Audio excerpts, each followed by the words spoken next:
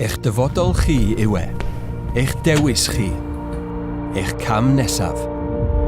Ydych chi'n barod?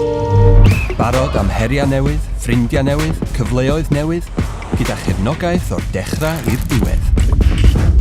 Mae digonedd o ddewis, gyda thros 500 o wahanol ffyrdd o gyrraedd yn ôl.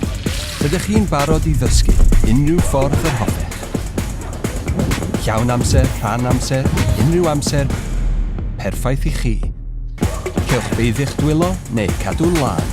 Cewch fynd amdani ac edrych tu hwnt i'r stafell ddosbarth. Ydych chi'n barod i wneud eich gorau glas, a ninnau hefyd. Dewiswch y llwybr iawn i chi. Pwy bynnag ydych chi?